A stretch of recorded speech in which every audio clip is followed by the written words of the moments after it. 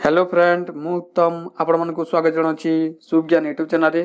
तो देखंतु फ्रेंड बहुत बड़ अपडेट नहीं कि आसी जोटा कि सिटी बीडी आपनकर एंट्रांस रिजल्ट को नहीं कि आपनकर सिटी एंट्रांस एवं बीडी एंट्रांस रो रिजल्ट केबे आसीबो को दिन आसीबो बहुत सारा कमेंट आछला किंतु मु एही वीडियो आपण मन को कहबी तो केबे कोन आसीबो। ओके फ्रेंड तो वीडियो को जमारू स्किप करंतु नहीं प्रथम रु शेष पर्यंत देखंतु आपण माने सब किछि जानि परिबी। तो देखंतु फ्रेंड एबे एबे जोटा कि दिन 2 दिन हो गलानी आपनकर जीडीएस रिजल्ट प्रकाश पाइतिला।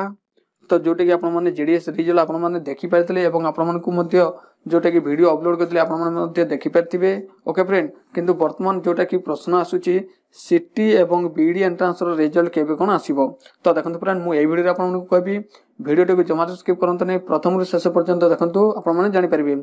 चैनल को प्रथम थर पर विजिट करथिले प्लीज चैनल को सब्सक्राइब करंतु एवं पाखर दिवा बेल आइकन को क्लिक करी ऑल नोटिफिकेशन को ऑन करंतु कारण आगो को आस्तु एमिति इन्फॉर्मेशनल वीडियो आपण माने सर्वप्रथम देखि परिबे।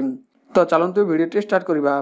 सिटी एंट्रांस रिजल्ट एवं बीडी एंट्रांस रिजल्ट केबे आसीबो वर्तमान मु कहि दोची आपनकर सिटी एंट्रांस रो रिजल्ट एवं बीडी एंट्रांस रो रिजल्ट जोटा कि एई मासो लास्ट आडा को आसीबो।